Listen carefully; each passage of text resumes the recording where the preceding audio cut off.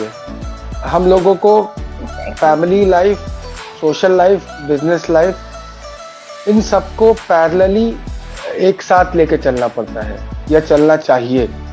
Target ए हो जाने के बाद टारगेट बी करेंगे, या पहले खूब सारे पैसे कमा लें तब जी लेंगे, या पहले खूब जम के एंजॉय कर लें फिर पैसे कमा लेंगे, ऐसे नहीं।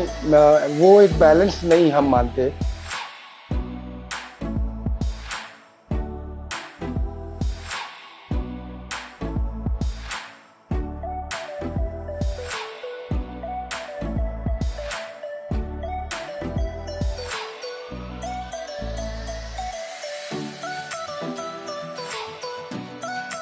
सोशल मीडिया प्रेजेंस पे हमने देखा है कि आपको आर्ट्स का बहुत शौक है, मतलब आप आर्ट्स कलेक्टिंग का बहुत शौक रखते हैं और जो आपको फॉलो करते हैं वो जानते हैं कि आप आर्ट्स प्रमोटर हैं।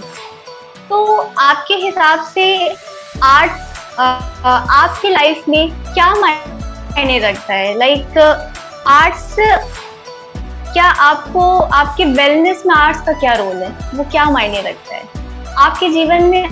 आर्ट्स किस तरीके से महत्वपूर्ण है आपके लिए?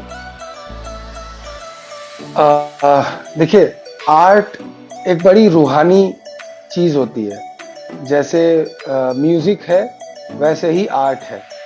और अगर आप थोड़े से भी इमोशनल इंसान हैं तो आर्ट से लगाव होना बहुत लाजमी है। और मेरा ये मानना है कि अगर आप मेरे आर्ट के कलेक्शन को ईयर बाय ईयर टैग कर दें कि ये वाला आर्ट हमने 2007 में खरीदा, ये 2008 में, ऐसे अगर हम ईयर वाइज टैगिंग कर दें उसकी, तो आपको ये पता चलेगा कि 2007 में हम किस किस्म के इंसान थे, मेरी मानसिक स्थिति कैसी थी। या 2010 में हमने जो खरीदा तो वो आपको एकदम दिखाएगा कि मेरी मानसिक स्थिति 2010 में कैसी थी। या 2020 में अगर हमने कुछ खरीदा तो वो आपको दिखाएगा कि 2020 में रजत कैसा इंसान था। ये क्योंकि जो हम पसंद करते हैं, जैसे जिस तरीके के कपड़े हम, जैसे आप किसी का भी देखिए ना, कि अगर आप अपने पेरेंट्स के शादी के फोटो एल्बम देखिए या अपने पेरेंट्स का कोई फोटो एल्बम देखिए, तो आप उनके कपड़े से ये देखते हैं कि अच्छा उस समय ये पिक्चर हिट हुई थी क्या, कि आपका कपड़ा कुछ वैसा लग रहा है। उसी तरह अगर आप, जैसे फॉर एग्जांपल 2007 का अगर आप मेरे पास जो आर्ट कलेक्शन है, अगर आप वो देखेंगे तो आपको लगेगा कि हाँ, हम एक रिबल टाइप के इंसान थे जो उस समय अपने बिजनेस में एकदम रिबेलियस एक्टिविटीज कर रहे थे। तो मेरे जो आर्ट कलेक्शन उस समय हुए वो रिबेलियस थे।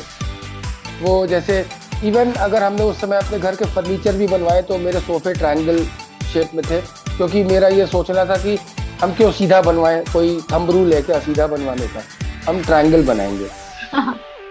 तो अब जैसे इस समय के अगर आप मेरे इस टाइम फ्रेम का अगर आप मेरा आर्ट कलेक्शन देखेंगे तो वो ज्यादा आपको स्पिरिचुअल दिखेगा, उसमें ज्यादा ठहराव और ज्यादा शांति दिखेगी। तो वो मेरे इस स्टेट ऑफ माइंड में जो चल रहा है वो उसका नतीजा होगा।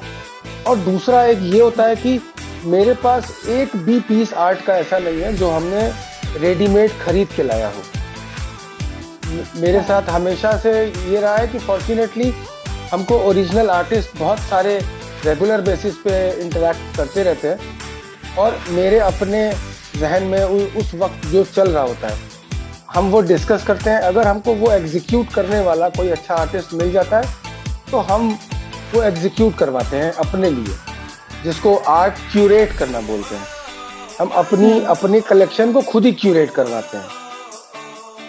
फिर कुछ टाइम में ये प्रोसेस बढ़ते बढ़ते अब ऐसा हो गया कि अब मेरे आर्ट का प्रेम इतना बढ़ा कि हमने ऐसा सोचना शुरू किया कि कुछ ऐसी प्रीसियस चीजें हैं हमारे आर्ट की जो पुराने कलेक्शंस हैं, जो किसी कारण से खराब हो गए, डैमेज हो गए, तो हमने उनको लेकर के और रेलेवेंट अच्छे आर्टिस्ट को लेकर के उनका रिस्टोरेशन करके उनको अपने कलेक्शन में रखना शुरू किया।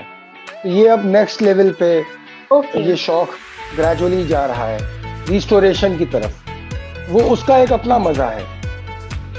अच्छा, जी, हमने जैसे देखा है कि मतलब आपकी कई सारी सोशल मीडिया पोस्ट पे और देखा है हमने कि आपका जो रजत सिनर्जी विला है, उसमें बहुत सारी यूनिक स्क्रिप्चर्स और पेंटिंग्स लगी हैं। तो उसके पीछे का मतलब सेलेक्टिंग का जो एक आइडिया है, तो ये आर्ट की ब्रिलियंसी वो आप कैसे एग्जीक्यूट करते हैं?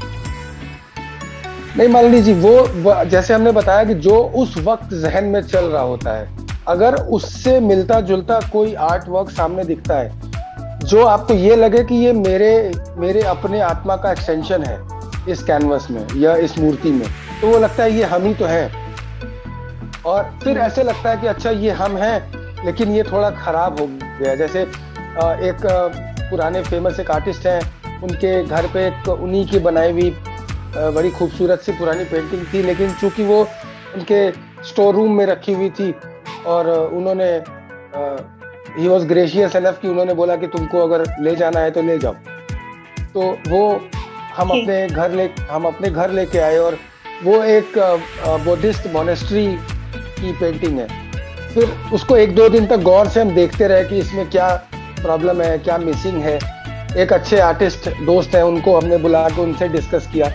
तो चूंकि वो पेंटिंग काफ़ी पुरानी थी और मतलब वो अच्छे से रखी नहीं गई थी, पर स्टोर रूम में रखी हुई थी, तो उसमें क्रैक्स आ गए थे और उसके कलर कहीं फेड हो गए थे और कुछ एलिमेंट कुछ डिस्टर्ब हो गए थे। तो हम लोगों ने डिस्कस किया कि भाई तवांग मॉनेस्ट्री जब बनी थी तो कैसी थी, उसके ऊपर थोड़ा हम लोगों ने गूगल पे, विकिपीडिया पे थोड़ा रिसर्च किया कि तवांग मॉनेस्ट्री दिखती कैसी थी, उसमें गोल्ड कलर का इस्तेमाल कैसे होता था, उसके जो मॉन्क होते थे वो किस तरीके से कपड़े लपेटते थे, और वहां पे जो मॉनेस्ट्री में जो मॉन्यूमेंट्स होते थे उसके ऊपर कौन से बुद्धिस्ट मंत्र लिखे होते थे।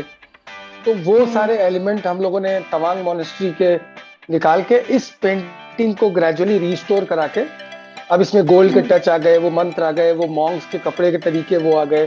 तो अब वो पेंटिंग अपने एकदम रियल ग्लोरी में आ गई। अब वो जब मेरे घर में लगी हुई है तो वो अब अपना अलग ही खूबसूरती वो देती है। जी जी, उसी तरीके आपके कहने का जी बताएं। मतलब आपके कहने का मतलब यही मतलब है कि जो आर्ट्स के प्रति जो आपका लगाव है और जिस तरीके से आप आर्ट्स का सिलेक्शन करते हैं, तो वो कहीं न कहीं हमें अपनी पुरानी कल्चर और वैल्यूज से जोड़े रखता है, जो हमारी अपनी कल्चर है। जो इस वक्त मेरा स्टेट ऑफ माइंड है, मेरा जो इस वक्त का स्टेट ऑफ माइंड है वो यही है कि हमको अपनी एंशिएंट हिस्ट्री पसंद आती है, हमको आध्यात्म पसंद आता है। तो उससे मिलती जुलती चीज अगर हमको दिखती है तो हमको लगता है कि अगर हमने अपनी कल्चर और अपनी हिस्ट्री को प्रिजर्व करके अपने घर में रखा तो हम अपनी आने वाली जनरेशन को बता पाएंगे कि देखो ये हमारा इतिहास है।